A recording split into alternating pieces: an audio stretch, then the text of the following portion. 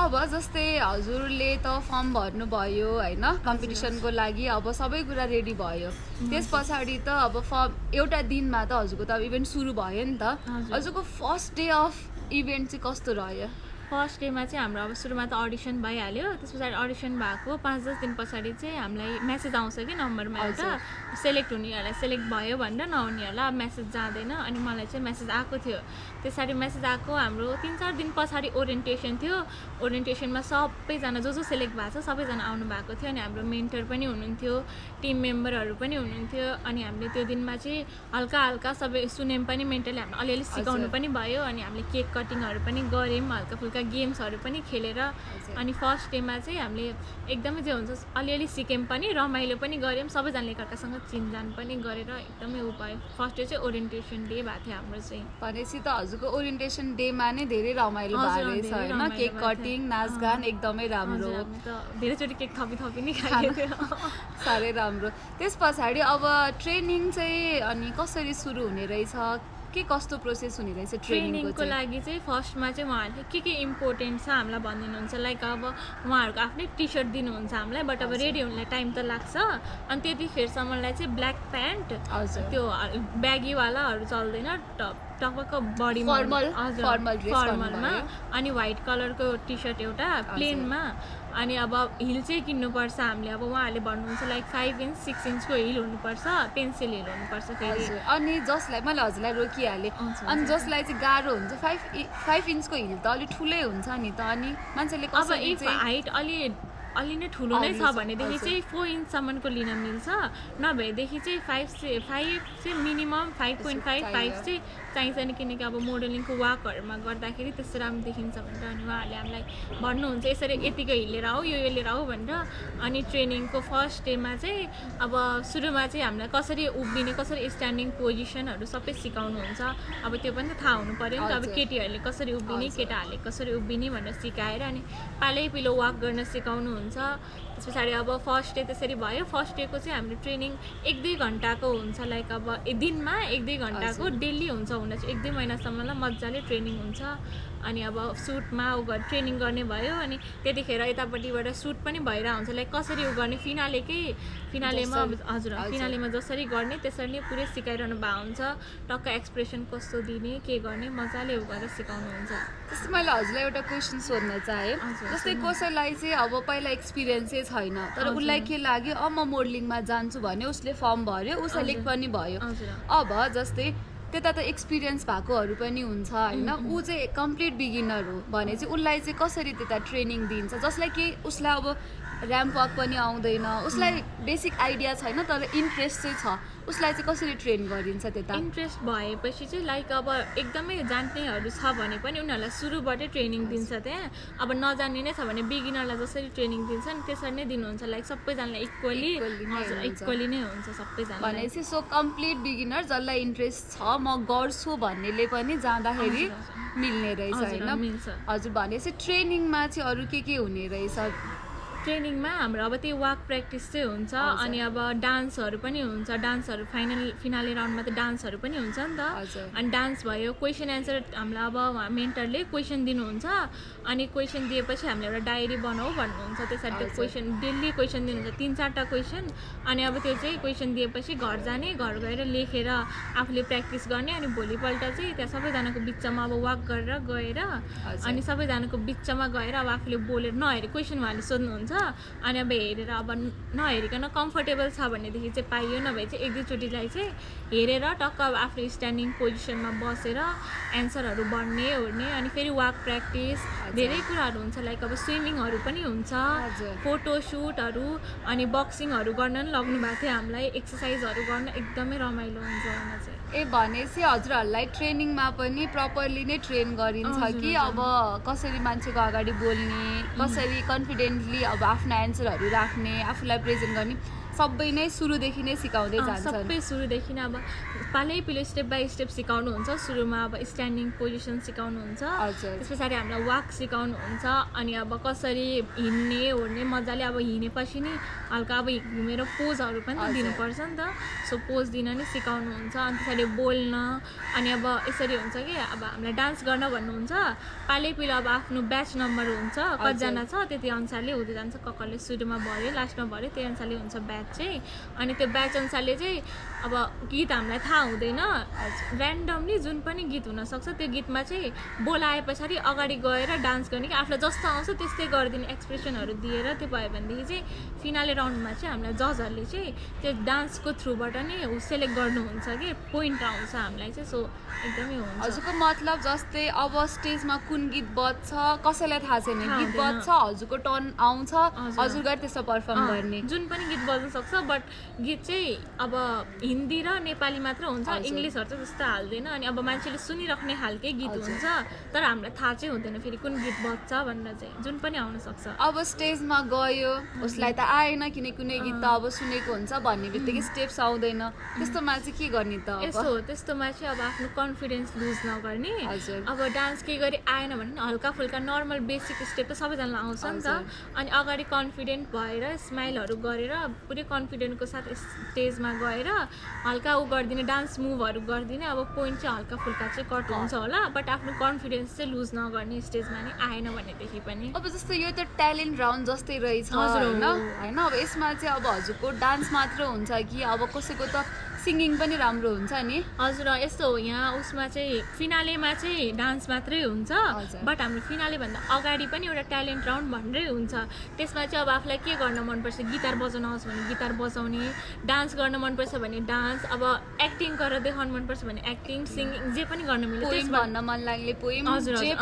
जे पनि पायो आफूलाई जे आउँछ त्यो गर्न पायो त्यतिखेर नि हुन्छ पोइन्ट चाहिँ त्यतिखेर नि पाउँछ तर रिभिलिङ अनि अब एलिमिनेट त्यो चाहिँ सबै फिनालेमै हुन्छ त्योभन्दा अगाडि चाहिँ भनेपछि हरेक त्यता जुन एक्टिभिटिज या त हजुरले जुन पर्फर्मेन्स दिइराख्नु भएको हुन्छ हरेकको चाहिँ पोइन्ट आइरहेको हजुर हजुर डेली लाइक अब त्यो ट्रेनिङ क्लासेसहरूमा नि गरेको हाम्रो अब बिहेभियरदेखि लिएर डिसिप्लिन होला एटेन्डेन्सहरू सबैको पोइन्ट चाहिँ काउन्ट हुन्छ हजुर एटेन्डेन्स पनि अब धेरै एटेन्डेन्स भएको राम्रो हुनु पर्यो टाइममा आउँछ आउँदैन कति छ हजुर त्यो सबै हेरेर पोइन्ट चाहिँ पहिल्यैबाट उ गरेर आउनुभएको हुन्छ आफूले मेन्टरहरूले आफूले हेरिरहनु भएको हुन्छ अब सबैजनालाई जज गरिरहनु भएको हुन्छ बट त्यतिखेर हामीलाई ऊ चाहिँ भन्नुहुन्छ उहाँहरूले हामीलाई इन्फर्म चाहिँ गरिदिनुहुन्छ हजुरहरूको यसरी पोइन्ट चाहिँ आउँछ सो आफूले सकेसम्म आफ्नो बेस्ट दिनु गर्नु टाइममा आउनु हेर्नु मिस नगर्नु क्लासेस चाहिँ भन्छ क्लासेस एकचोटि मिस गर्यो भनेदेखि चाहिँ फेरि एकदमै गाह्रो हुन्छ भनेपछि हजुर फर्स्ट डेदेखि फिनालीसम्म नै एकदम डिसिप्लिन भएर आफ्नो 100% दिएरै लाग्नु पर्यो अब फिनालेको एक्सपिरियन्स चाहिँ कस्तो रह्यो फिनालेको एक्सपिरियन्स चाहिँ एकदमै राम्रो रह्यो सुरुमा चाहिँ इन्ट्रोडक्सन राउन्ड हुन्छ हाम्रो त्यसमा चाहिँ हामीले कल्चरल ड्रेस लाउनुपर्छ अनि मलाई चाहिँ नेवारी ड्रेसहरू एकदमै मन पर्थ्यो मेरो बेस्ट फ्रेन्ड पनि नेवार नै हो कि बोय बेस्ट फ्रेन्ड अनि सरी उसको अनि उसको फ्यामिली पनि एकदम धेरै मलाई गर्नुहुन्थ्यो अनि नेवारी लाउ न तिमी चाहिँ भन्नुभएको थियो अनि नेवारी साडी लगाएर अगाडि गएर हामीले पहिल्यै प्र्याक्टिस गरे हुन्छ त्यो पनि सिकाउनु भएको हुन्छ हाम्रो इन्ट्रोडक्सन यसरी दिने अब हालको एउटा पोएट हुन्छ नि सुरुमा त्यो भनेर अनि आफ्नो इन्ट्रोडक्सन सुरु गर्ने अनि त्यसरी गरेर टक्क गरेर गएर भन्ने त्यसरी त्यो गरेपछि आफ्नो सकेपछि दौडेर जाने तल चेन्जिङ रुममा गएर फटाफटी अर्को ड्रेस चेन्ज गरेर अनि फेरि उनीहरूको सकुन्जेलसम्म हामी चेन्ज गरिसकेका हुन्छ मेकअप चाहिँ पहिले मेकअप आर्टिस्टहरूले आएर गरिदिनुहुन्छ सबै लुकलाई मिल्ने गरिकन गरिदिनुहुन्छ सबै जसले जुन ड्रेस लगाए पनि त्यो मेकअप चाहिँ चेन्ज गरिराख्नु पर्यो पहिला ड्रेसहरू यस्तो गर्ने भने अनि सबै लुकलाई मिल्ने गरी अब लिपस्टिकहरू चेन्ज गर्ने भएदेखि चाहिँ मिल्छ आफ्नै लाउन नि मिल्छ अनि त्यो सबै गऱ्यो माथिबाट तल कुद्यो गुतेर गएर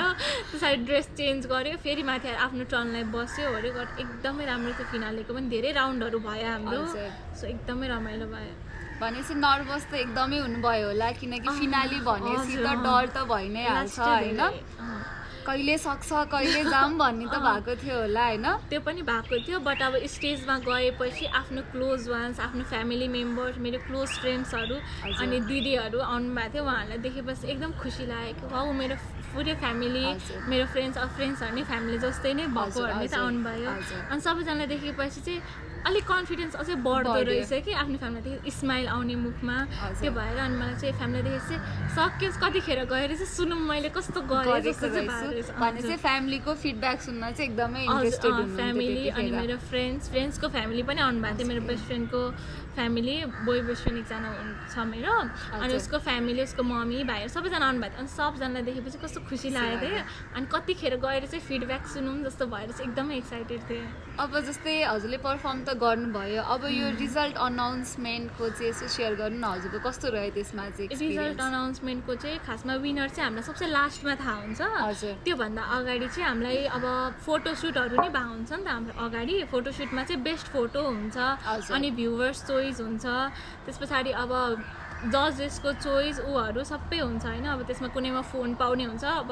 फोटोसुटमा चाहिँ कस्तो फोटो त्यो क्यामेराम्यान जसले खिच्नु भएको छ नि उहाँहरूलाई चाहिँ कुन चाहिँ फोटो सबसे धेरै मन पर्यो त्यो फोटो चाहिँ एकदम ठुलो फ्रेमै बनाएर हजुरको त यो जतिसम्म मलाई लाग्छ यो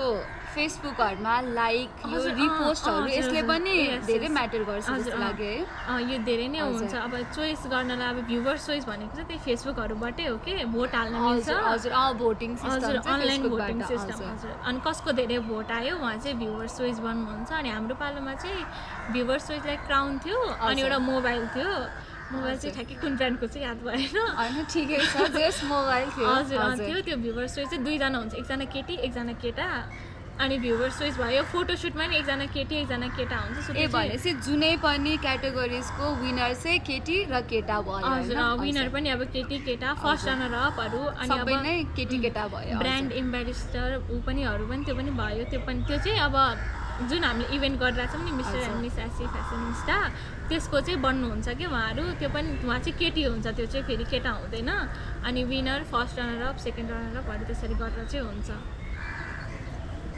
अब जस्तै ठ्याक्क अब होइन अब रिजल्ट अनाउन्समेन्टमा चाहिँ के भयो हजुर सबैजना स्टेजमा उभिसके पछाडि कतिको ढुकढुकी बढेको थियो हजुरको यस्तो हो रिजल्टभन्दा अगाडि चाहिँ हामीलाई क्राउनिङ भइरहेको थियो लाइक अब त्यो ऊहरू दिने हुन्छ नि त अवार्डहरू दिने सो मैले चाहिँ लक्कीली मिस ग्ल्यामरसको अवार्ड पाएको थिएँ थ्याङ्क यू अनि त्यतिखेर पाएपछि त्यस पछाडि चाहिँ हाम्रो अनि हुन्छ क्या फाइनलको अनाउन्समेन्ट हुन्छ नि त नि अनि त्यतिखेर एकदम धेरै डर लागिरहेको थियो लास्ट सेलेक्ट हुन्छ कि हुँदैन विनर हुन्छ कि हुँदैन भनेर बट अनफर्चुनेटली विनर चाहिँ भएन म बट मैले जस्तो गरेँ सुरुमा नराम्रो त अफकोर्स आफ्नो लागि त लागिहाल्छ बट जसले मेरो साथीले जित्यो उनीहरू भयो मेरो क्लोज भएको साथीहरूले नै जिताएको थियो फर्स्ट सेकेन्ड रनर अप भएको थियो उनीहरूलाई चाहिँ एकदम खुसी पनि थियो बट अब आफ्नो लागि त अलिअलि दुःख त भइहाल्छ अलिअलि दुःख त लागिहाल्छ अनि त्यो भएपछि सबै सकिन्जेल हामी स्टेजमै बस्नुपर्छ लाइक अब जितेन भनेर गइहाल्न मिल्दैन कि लास्ट टाइममा हाम्रो फोटोसुट हुन्छ सबै फाइनल टिम अनि त्यसरी सबै पुरै टिमको हुन्छ जजहरू आएर विनरहरू सबसँग अनि फोटोसुट भइसकेपछि चाहिँ अब कस्तो अब नजिते जस्तो नराम्रो लाग्छ नि त अनि आँसु आएर पुरै आँसु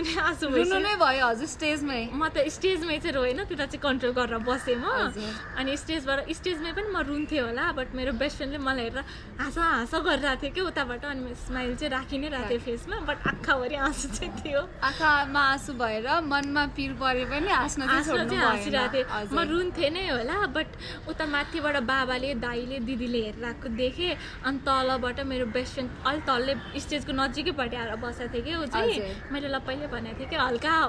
उ गरेर नजिकै बस हेऱ्यो भने अनि भनेको थियो अनि उनीहरू छिट्टै आइसकेको थियो कि फर्स्टमा मसँगै नै गएको थियो कि ऊ चाहिँ अनि उसको फ्यामिली चाहिँ पछि आउनु भएको थियो अनि गएर त्यस पछाडि हाँस गरिरहेको थियो अनि फोटोसोटो सके पछाडि सुरुमै गएर म फ्यामिलीभन्दा अगाडि गएर बेस्ट फ्रेन्डलाई भेटेको थिएँ कि मैले म आँखाभरि आँसु नोटिस गरेको थियो होला उसले अनि क्लोज नै भएपछि अनि म यताबाट निक्लिनु पनि ऊ पनि कुदेर आइसकेको थियो कि अनि गए पछाडि म जितेन भनेर म